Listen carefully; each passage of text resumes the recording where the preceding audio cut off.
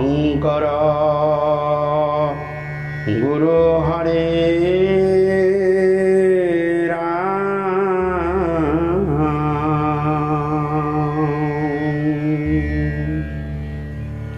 श्री कृष्णाय नमः। कृष्णाय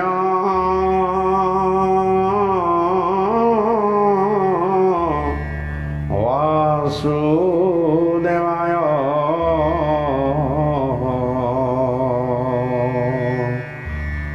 दैवकी नंदनाय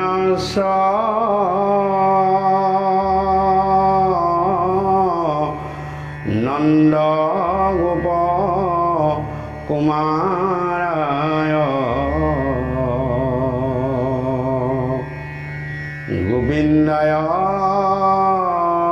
नमो नमः।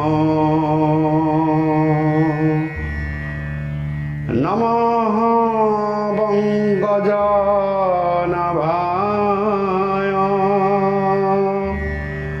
नमः पंकजमालिने नमः पंकजनेत्राय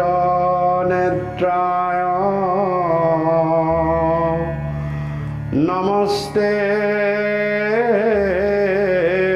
पंकजंघाय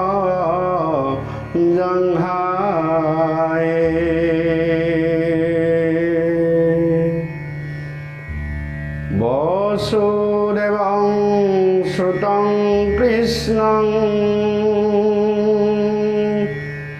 कंसचानूरमर्दनम्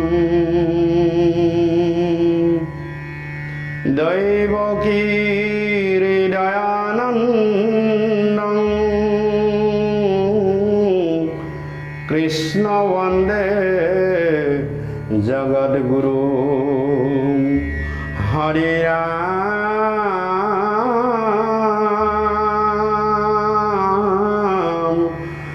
राम राम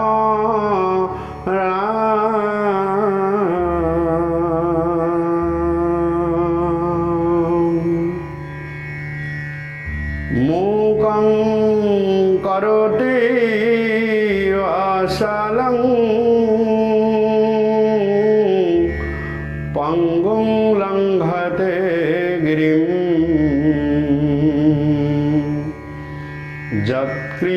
यत्कृपातमहं वन्दे परमानन्द माधवं वन्दे परमानन्द माधवं वन्दे परमानन्द माधवं। कृष्ण जय जयते मोर दयालु कृपालु गुरुजनर अभय दुखानी शिशन स्मरण करी बंधन करी आमी আজি কিছুদিন বিৰতিৰ অন্তত কীৰ্তন ঘোষা পাঠ আৰু তত্ত্ব কথা আলোচনাৰ 31 নম্বৰ খণ্ডটি আমি আৰম্ভ কৰিবলৈ লৈছোঁ। মহাপুৰুষ গুৰুজনাৰ থাকিবৰ স্থান কীৰ্তন ঘোষাৰ প্ৰহ্লাদ চৰিত্ৰৰ আজি মাজেৰে আজি এই অনুষ্ঠানভাগি আমি আগবঢ়াবলৈ লৈছোঁ। সেৱাস্থলীৰ বা বান্ধৱ আইমাতৃ সমস্ত আপোনাৰ সব শ্ৰোতা ভক্ত আপোনাৰ খবৰ শ্ৰীচৰণত শতকোটিবাৰ প্ৰণাম জনাই আমি আজিৰ এই অনুষ্ঠান আৰম্ভ কৰি লৈছোঁ। আমাৰ শতকোটি অপৰাধ আপোনাৰ সবে মৰিখন কৰিব আৰু কৃষ্ণ কথা শ্ৰৱণানন্দে আমাক কৃতাৰ্থ কৰিব। কৃষ্ণ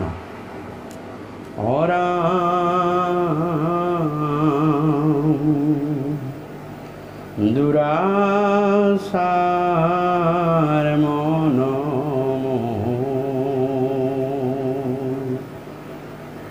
ৰাম হৰি বল ৰাম হৰি बोल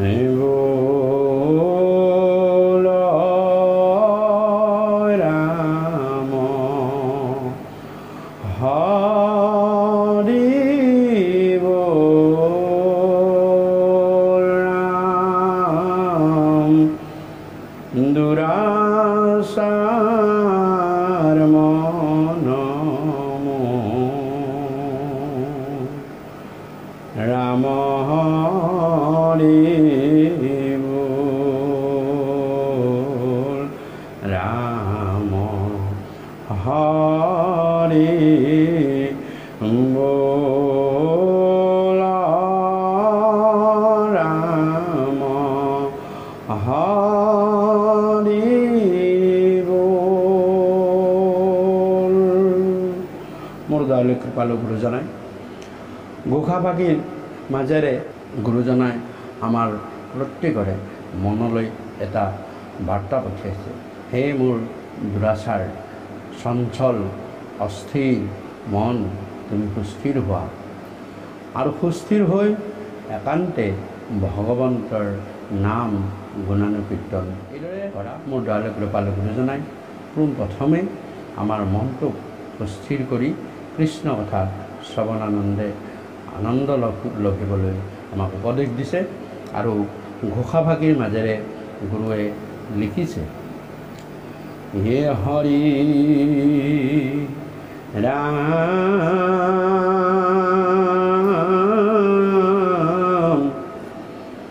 কৃষ্ণৰ চৰণে শুইবে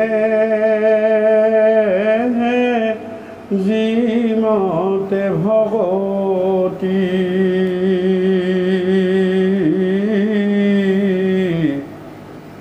শুনা সাৱধানে তাক স্থিৰ কৰি মতি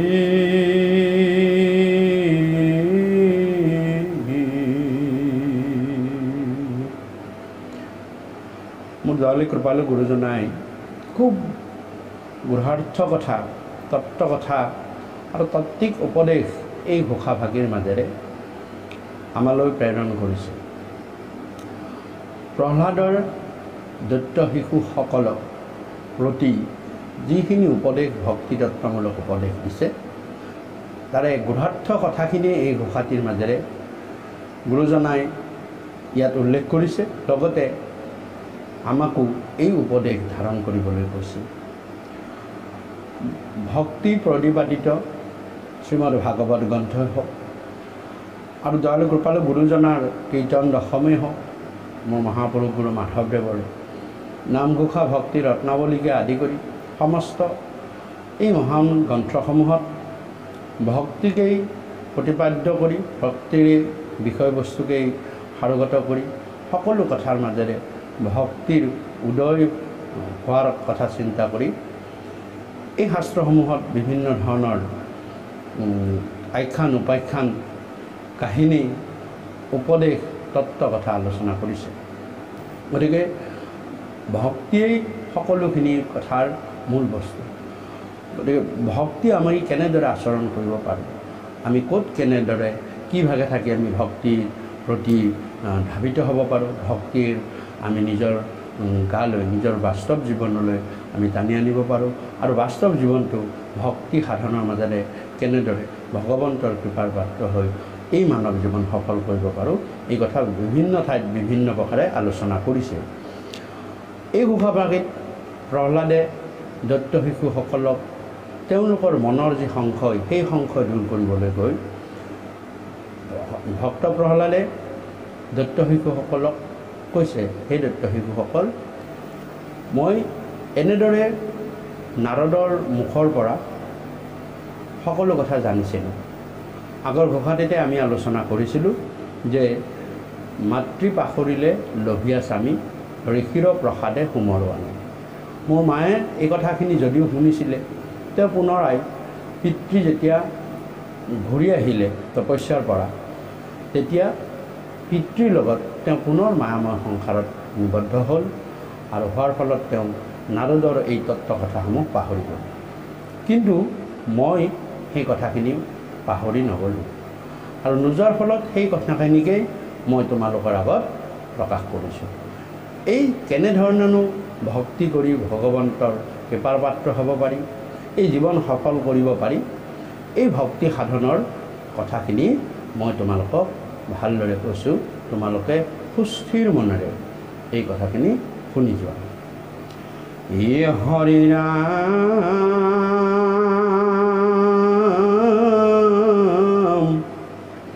বিষ্ণু ভকতৰ সংগ লৈবা প্ৰথমত, গুৰু মানি শুশ্ৰূষা কৰিবে ভাল মত,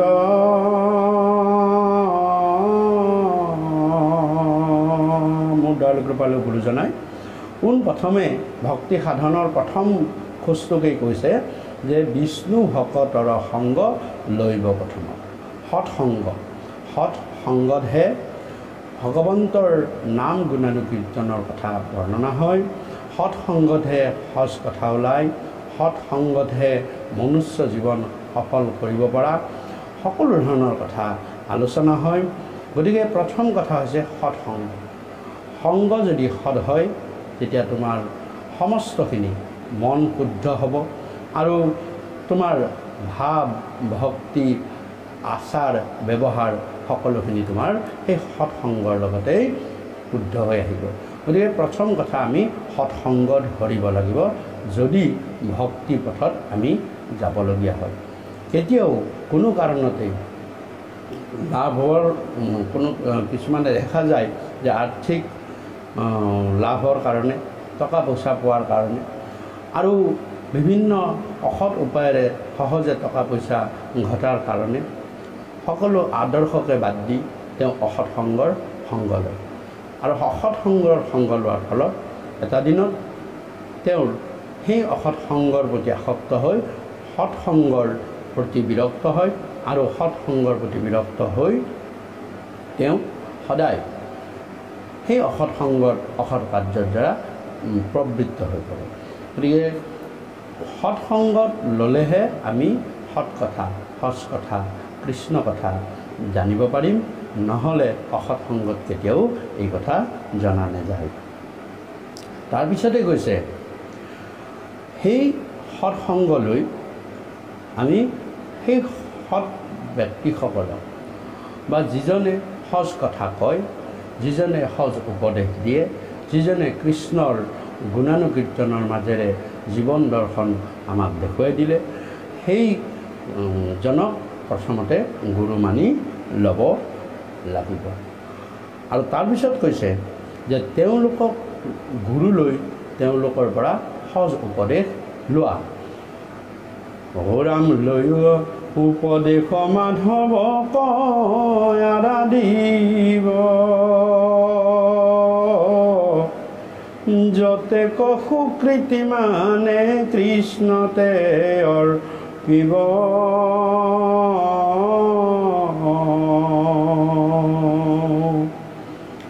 হৰাম কৃষ্ণ কথা শ্ৰৱণত শুদ্ধ হৈব মন, সৰ্বদায়ে পৰিবেশ কৃষ্ণৰ কীৰ্তন, কৃষ্ণৰ চৰণ চিন্তিবে হৃদয়ত, আয়া সন্ত ঈশ্বৰ হৰি সমস্ত ভূতত,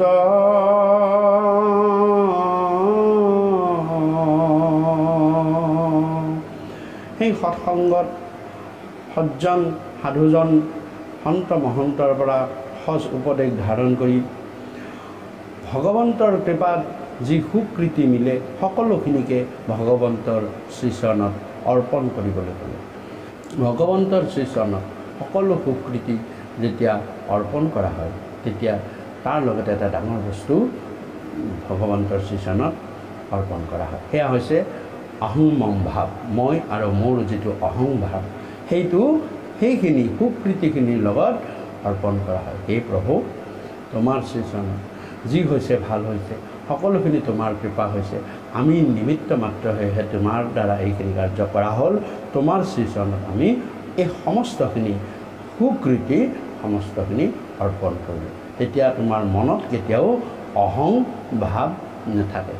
সেই বস্তুখিনিৰ লগতে অহং ভাৱটো তালৈ গুচি যায় আৰু সেইখিনি কথা অৰ্পণ কৰাৰ পাছত হৰিৰ কথা শ্ৰৱণত শুদ্ধ হইব মন। তাৰ পৰা মনৰ পৰা যেতিয়া অহং ভাৱ গুচি যাব, যে কৃষ্ণ কথা শ্ৰৱণ কৰাৰ লগে লগে তোমাৰ মনটো শুদ্ধ হৈ পৰিব।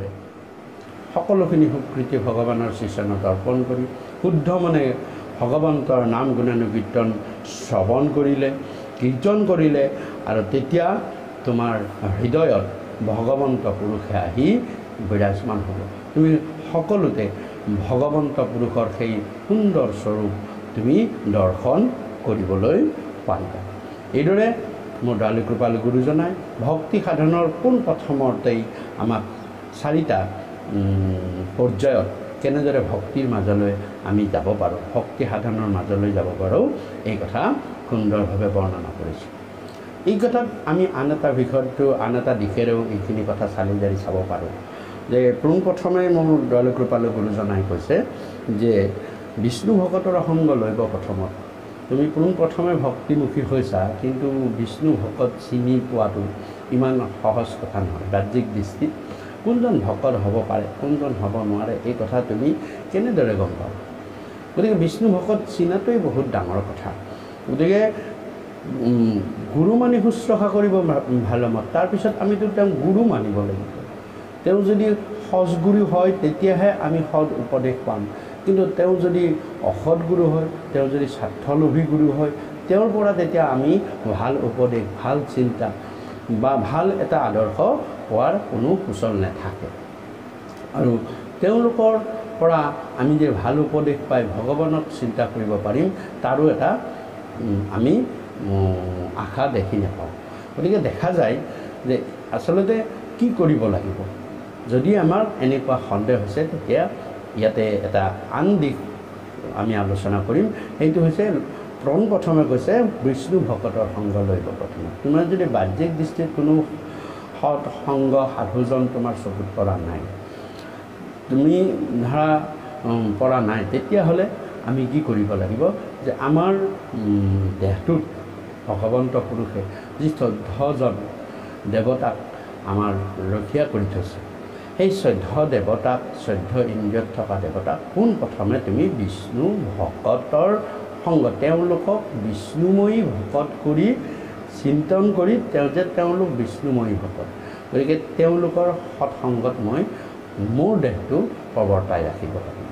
ভগৱন্তৰ কৃপাত চক্ষুত যি আদিত্য ৰাখিছে, সেই আদিত্যক তুমি ভগৱন্তৰ ভকত বুলি ভাবিবা।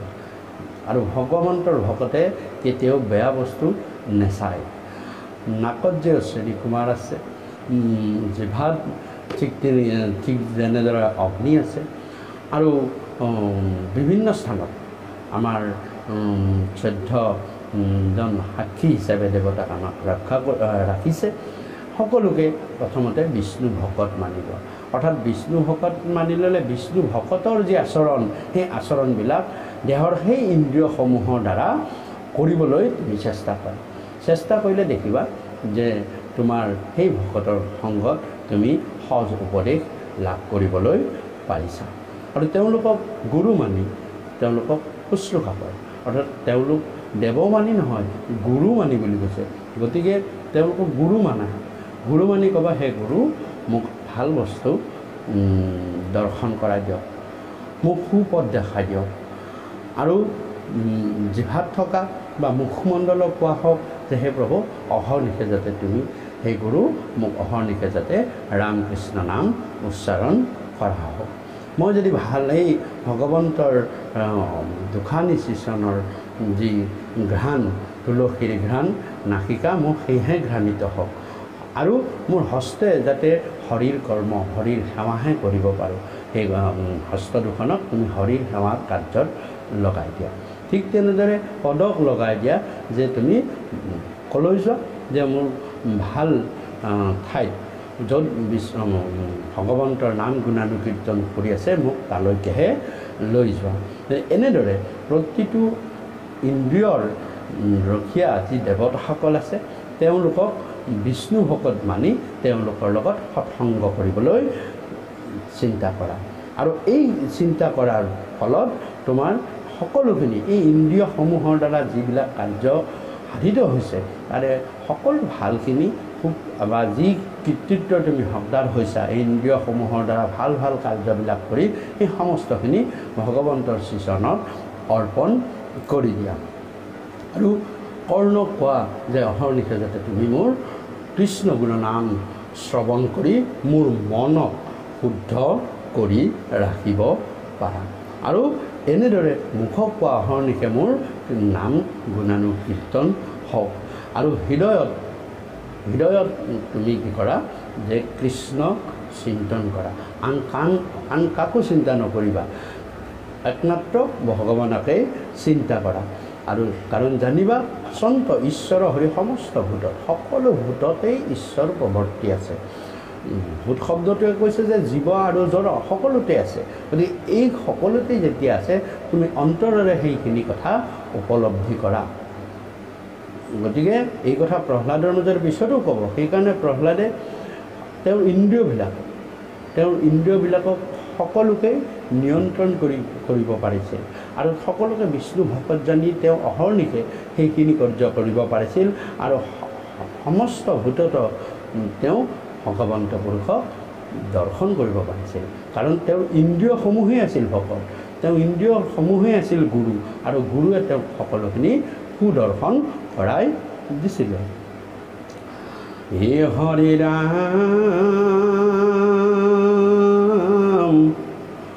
হৰাম হেন জানি প্ৰাণীক কৰিবা সৎকাৰ, তেবে হে কৃষ্ণ তৰতি হৈবে গতো মাৰ।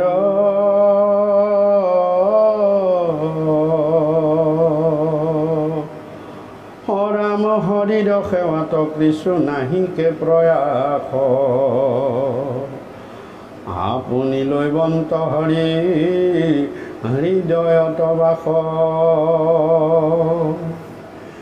হে ৰাম আপুনি জীৱৰ সাক্ষী কৃষ্ণ কৃপাময়,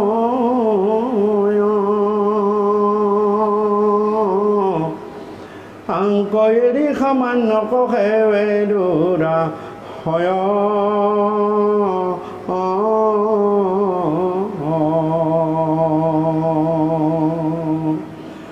আৰু এনেকুৱাকৈ ভাবিয়েই প্ৰাণীক তুমি সৎকাৰ কৰিবলৈ শিকা, জীৱৰ সেৱা কৰিবলৈ শিকা।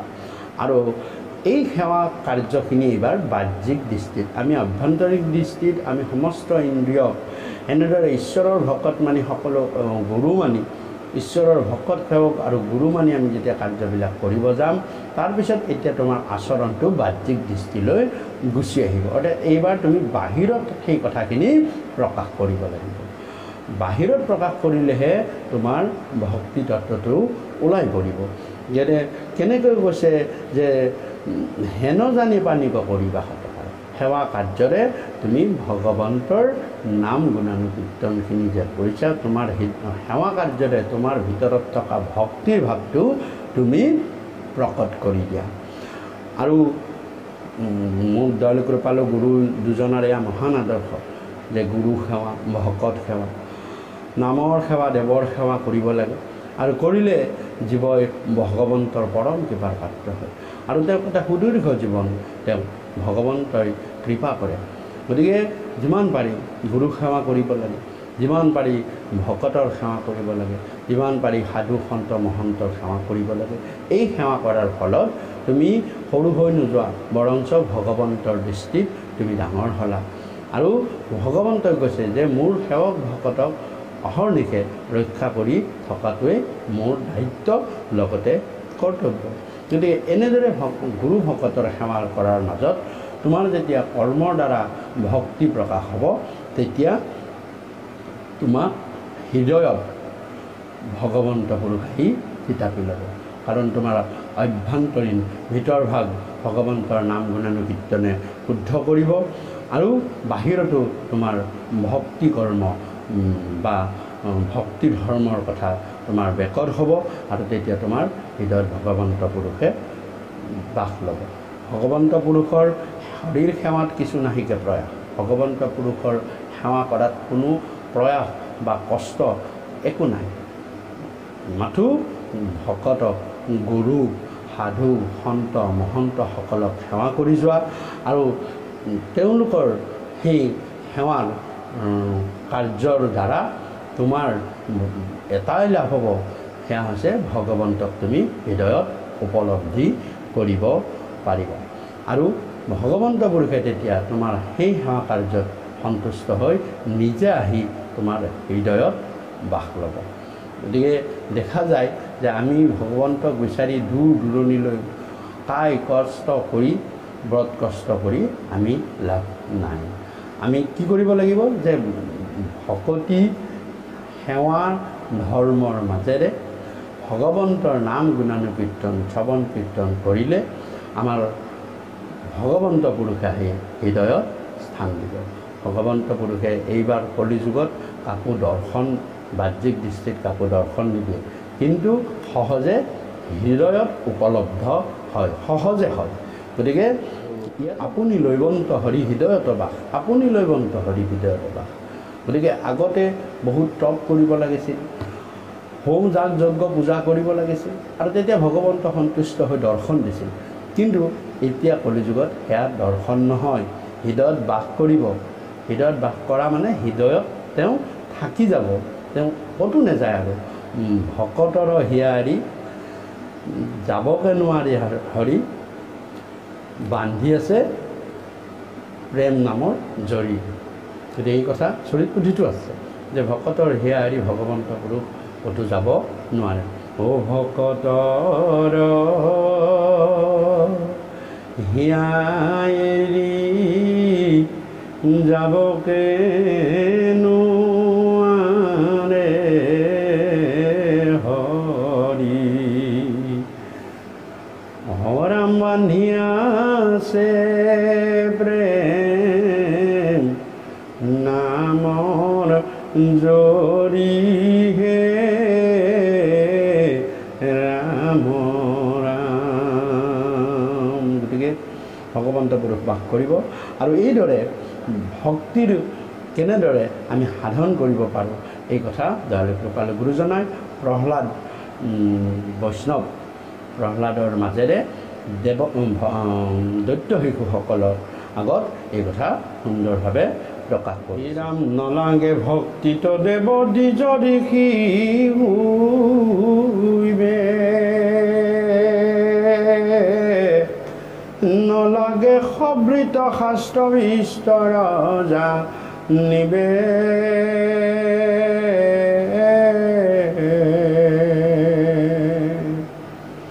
অৰাম তপজ যজ্ঞ দান সবে বিড়ম্বন কেৱল ভক্তিত তুষ্ট হন্ত নাৰায়ণ যক্ষ ৰক্ষ স্ত্ৰী ক্ষুদ্ৰ যত বজ্ৰবাসী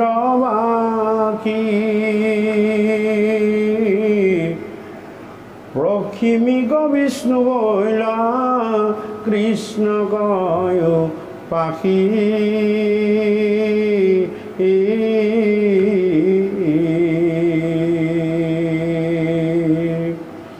হে দত্ত শিশুসকল এই ভক্তি সাধনৰ কাৰণে কোনো দেৱ দ্বিজ ঋষি পণ্ডিত জ্ঞানী প্ৰবৰ হ'বলৈ কোনো প্ৰয়োজন নাই আনকি এই ভক্তি সাধনৰ কাৰণে নলাগে ভক্তিত দেৱ দ্বিজ ঋষি হুইবে নলাগে সবৃত শাস্ত্ৰ বিস্তৰ জানিবে বহুত শাস্ত্ৰত পাৰ্গত পণ্ডিতালী হোৱাৰো কোনো প্ৰয়োজন নাই আনকি তপ জপ যাগ যজ্ঞ ইতিমধ্যে যিবিলাক চলি আছে বা চলি থাকিছে সেইবিলাক কৰাৰো কোনো প্ৰয়োজন নাই কেৱল ভগৱন্তক ভক্তি কৰে ভগৱন্তৰ ভক্তি কৰিলে ভগৱন্ত পুৰুষ সন্তুষ্ট হ'ব আৰু ভগৱন্ত পুৰুষ যেতিয়া সন্তুষ্ট হয় তোমাৰ দুষ্প্ৰাপ্য দুৰ্লভ একোৱেই নাথাকিব গতিকে ভক্তি সাধনৰ কাৰণে কোনো ধৰণৰ বিশেষ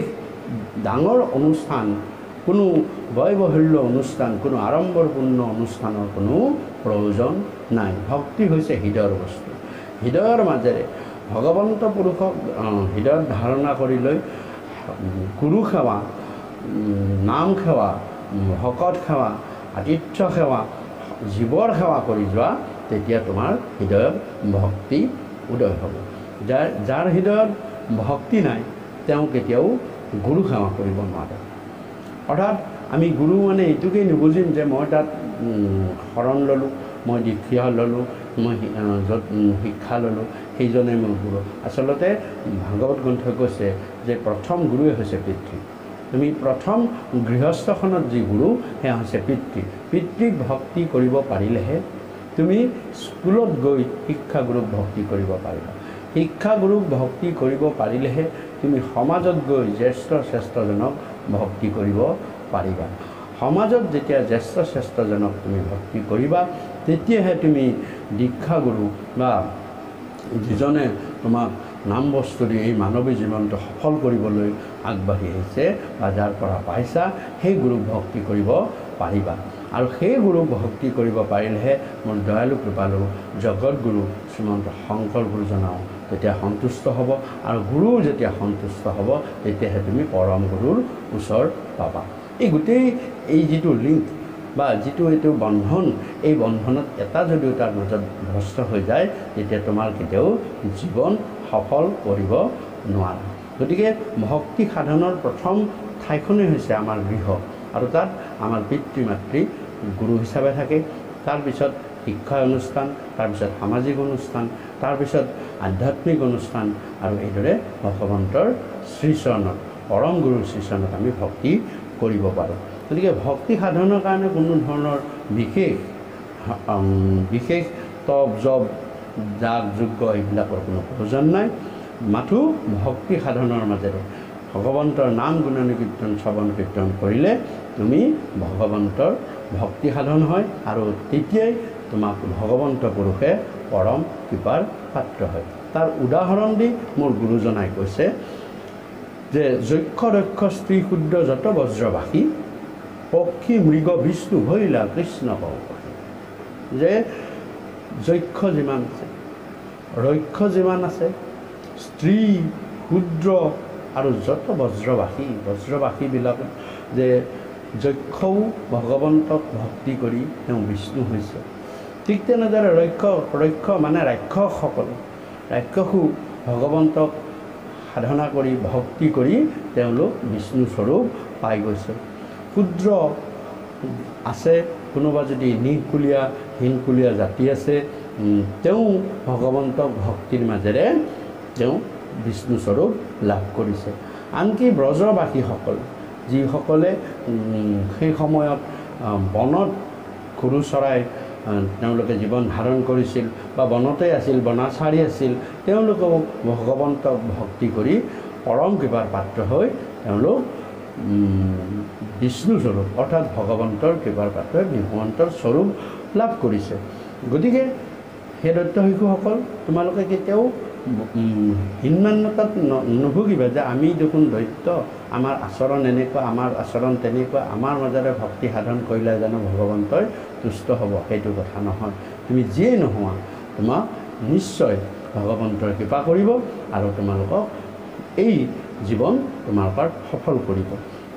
গতিকে সেই দৈত্য শিশুসকল, ৰাম জানি দৈত্য শিশু হব হুয়ে কমতি, হৰিক কৰিও হবে কান্ত ভপতি।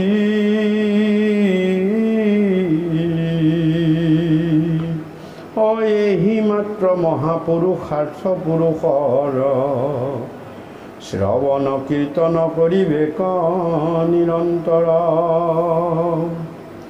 সমস্ত ভূতত দেখিবেক নাৰায়ণ,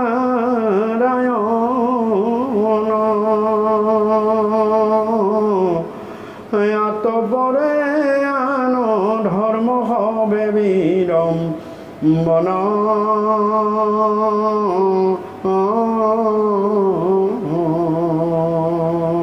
গতিকে সেই দৈত্য শিশুসকল, তোমালোকে একান্ত মনে ভগৱন্তক এইদৰে ভক্তি কৰিবলৈ আৰম্ভ কৰা। আৰু এয়াই হৈছে প্ৰকৃত পুৰুষাৰ্থ। পুৰুষৰ পুৰুষাৰ্থ। পুৰুষৰ পুৰুষাৰ্থ শব্দটো পুৰুষ মানে হৈছে আত্মা।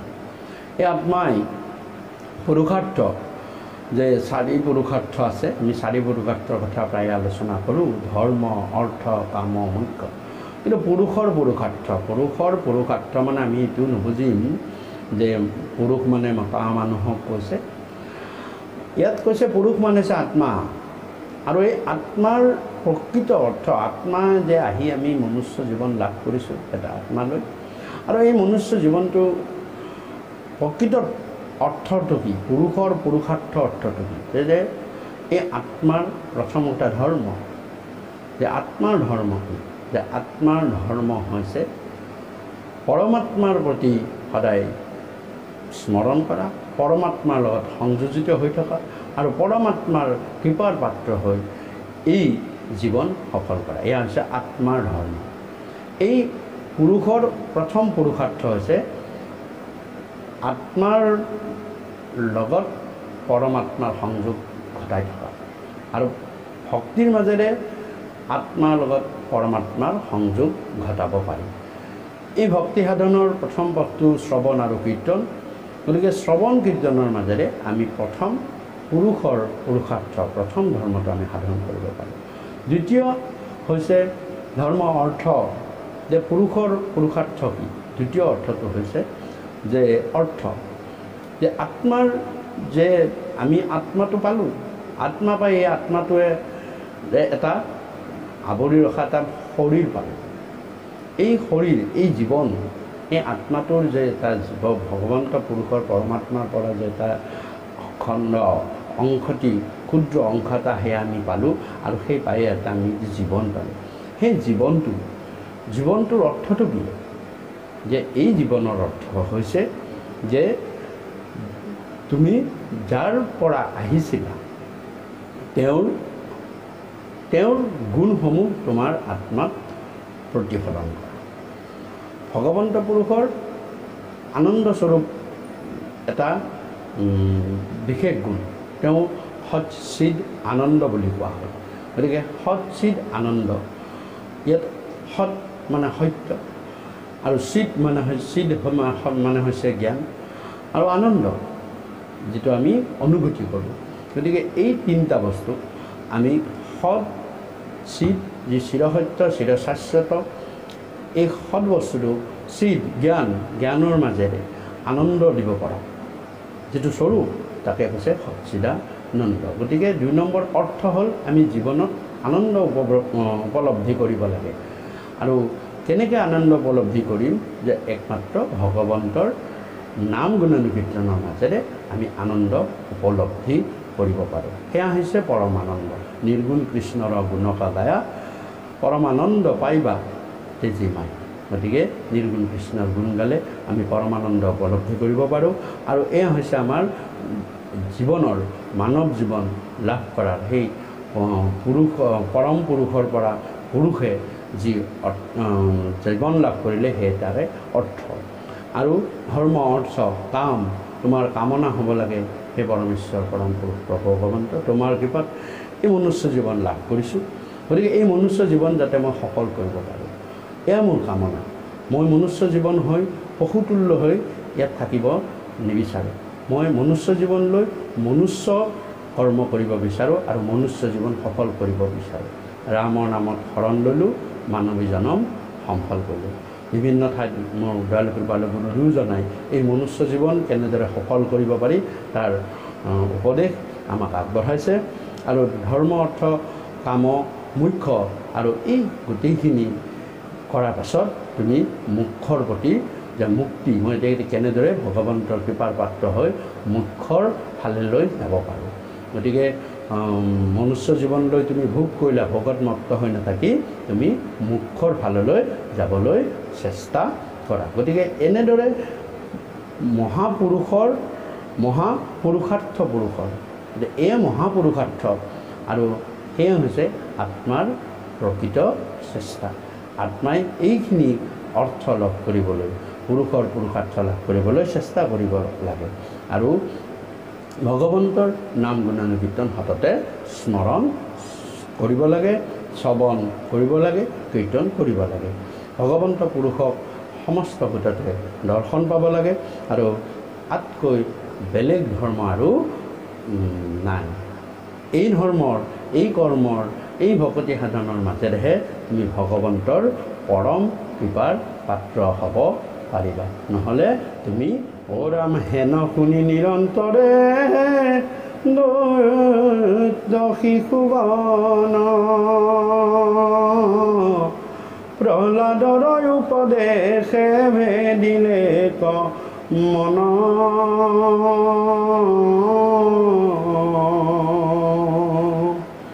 হৰাম গুৰুৰ শিক্ষাতকে শুনে দেমতি ভাগৱত ধৰ্মত সবাৰ ভৈলাৰতী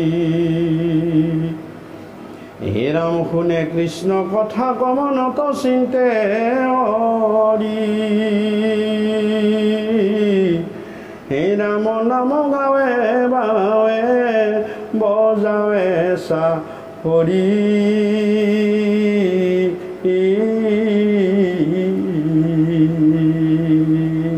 চাওকচোন। ইয়াতে খুব গূঢ়াৰ্থ কথা এটাৰ মাজেৰে গুৰুজনে এই কথা আগবঢ়াইছে যে একমাত্ৰ ভাগৱত তত্ত্ব জানি সৎজন সাধু হৈ পৰিছিল প্ৰহ্লাদ। আৰু প্ৰহ্লাদৰ লগত যিসকল সংগী আছিল তেওঁলোক দৈত্যই আছিল। প্ৰহ্লাদো দৈত্য আছিল, কিন্তু ভগৱন্তৰ কৃপাত, নাৰদ গুৰুৰ লাভৰ কৃপাত তেওঁ এই সমস্ত ভাগৱত তত্ত্ব, ভক্তি তত্ত্বৰ কথাখিনি জানিলে। আৰু প্ৰহ্লাদৰ লগত সংগ কৰাৰ ফলত দৈত্য শিশুসকলেও ভক্তি তত্ত্বখিনি জানি লৈ এয়া ভক্তিৰ আচৰণ কৰিবলৈ আৰম্ভ কৰি দিলে। এয়া হৈছে মানে সৎসংগ লোৱাৰ পৰম লাভ। সৎসংগ ল'লে তোমাৰ যদিও তুমি দৈত্য কুলত জন্ম, যদিও তোমাৰ কুলত ক'ৰবাত কিবা কেনা আছে, ক'ৰবাত কিবা অসুবিধা আছে, বদনাম আছে, কিন্তু তুমি এইটো সৎসংগ লাভৰ পাছত তোমাৰ সেই কেনা, সেই অসুবিধা সকলো লাহে লাহে লাহে লাহে দূৰ হৈ যাব।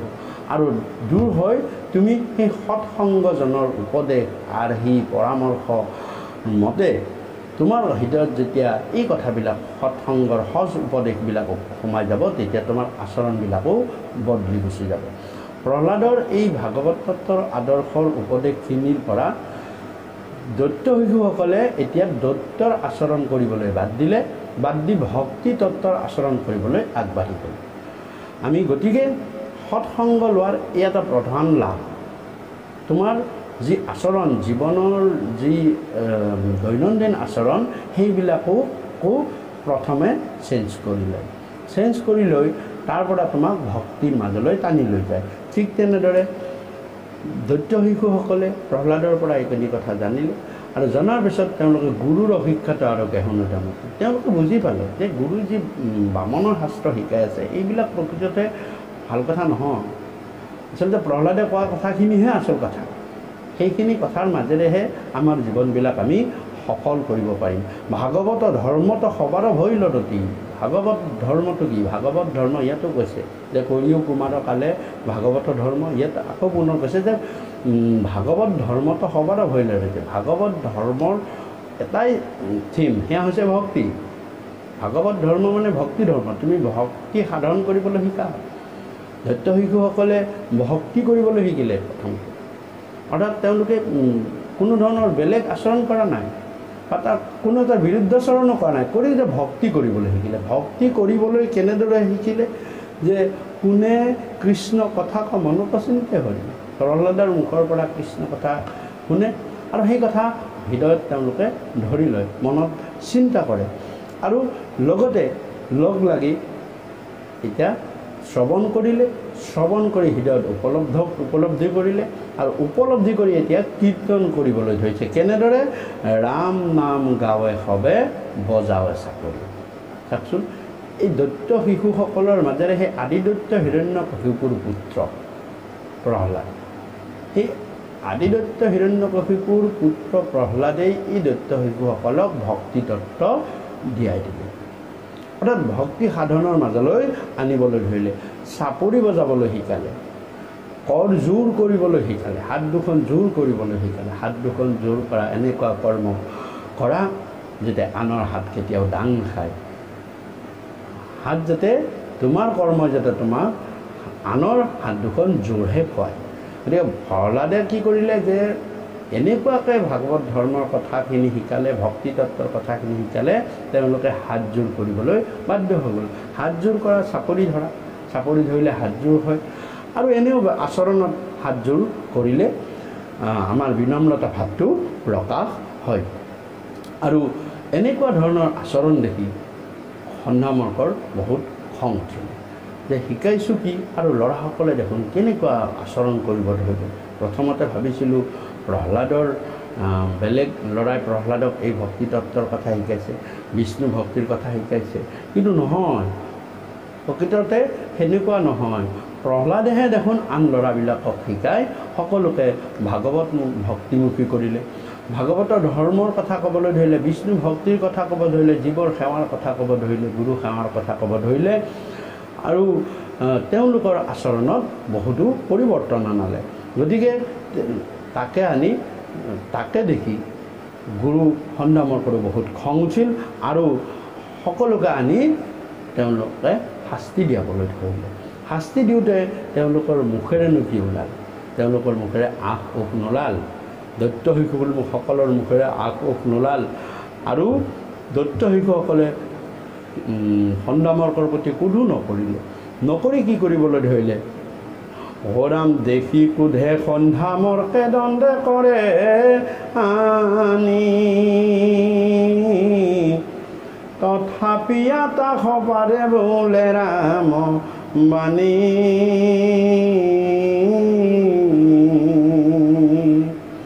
হৰাম অদ্ভুত দেখিয়া দিও গুৰু গৈলা ধৰি, দিলে কলবৰ প্ৰহ্লাদৰ হাতে ধৰি।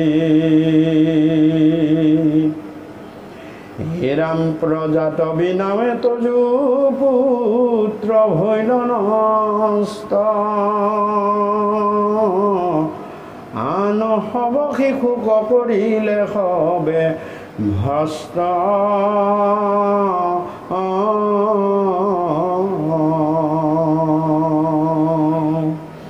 অনপৰয় শাস্ত্ৰ আৰু প্ৰভু এক ছাত্ৰ, মাৰণ কোনো গণয় ৰাম বোলে মাত্ৰ। গতিকে তেওঁলোকে শাস্তি পায়ো উহ আহ নকৰিলে, কোনো ধৰণৰ বাক্য বচন নুবুলিলে। যিমানে শাস্তি পাইছে দৈত্য শিশুসকলে সকলোৱে ৰাম কৃষ্ণ নাম উচ্চাৰণ কৰিছে। ৰাম কৃষ্ণ নাম উচ্চাৰণ কৰাৰ ফলত গুৰুৰ শাস্তিয়ে তেওঁলোকক একো কৰিব পৰা নাই। ভগৱন্ত পুৰুষে তেওঁলোকৰ সকলো শাস্তি, শাৰীৰিক যে শাস্তি, নিজেই হাত পাতি ধাৰণ কৰিছে। আৰু এই আশ্চৰ্য কথা দেখি, এই অদ্ভুত কথা দেখি সন্ধামৰ্কই ভাবিলে যে আমি যদি এইভাগে এইখিনি কথা ৰজাক নজনাওঁ, তেতিয়াহ'লে ৰজাই ওলোটাই আমাকেই দণ্ড কৰিব। গতিকে নহ'ব। আচল কথাটো ৰজাই যিটো ভাবি আছে যে আন ল'ৰা শিশুৱে প্ৰহ্লাদৰ মন ভেদ কৰিছে, এইটো কথা সত্য নহয়। প্ৰহ্লাদেহে আন শিশুসকলৰ মন ভেদ কৰিছে। গতিকে প্ৰহ্লাদক হাতত ধৰি সন্ধামৰ্কই ৰজা হিৰণ্যকশিপুৰ ওচৰলৈ গ'ল আৰু গৈ ক'লে, হে মহাৰাজ, আচলতে আমাৰ ধৰ্মত কোনো ধৰণৰ আনে উপদেশ দি বিপদগামী কৰা নাই। তেওঁৰ আচাৰ ব্যৱহাৰত কোনো ধৰণৰ আনৰ পৰা তেওঁ পৰামৰ্শ লোৱা নাই। আনকি প্ৰহ্লাদেহে নিজে আন দৈত্য শিশুসকলক এই ভক্তিপন্থৰ উপদেশ দিছে। বিষ্ণুক ভজিব, বিষ্ণুক সেৱা কৰিবলৈ, গুৰু সেৱা কৰিবলৈ, এনেকুৱা ধৰণৰ কথাবিলাক কৈ তেওঁলোকৰ মনবিলাক ঘূৰাই পেলাইছে। গতিকে হে মহাৰাজ, আপুনি আপোনাৰ পুত্ৰক যি কৰে কৰক, আমাক পিছত দোষ নিদিব। এইদৰে সন্ধামৰ্কই ৰজা হিৰণ্যকশিপুক, প্ৰহ্লাদৰ পিতৃ হিৰণ্যকশিপুক আগত প্ৰহ্লাদক ৰাখি এইখিনি কথা ক'লে। আৰু এই কথাৰ মাজেৰে মোৰ দয়ালে কৃপালে গুৰুজনাই প্ৰহ্লাদ চৰিত্ৰৰ এই কীৰ্তন ভাগি ইমানতে সমাপন কৰিছে। আৰু শেষত মোৰ দয়ালে কৃপালে গুৰুজনে লিখিছে, হে ৰাম আমাক দণ্ডিবা পাছে দিলোঁ আখি জান, বোলা হৰি হৰি হৌক বাপৰ নিৰ্জন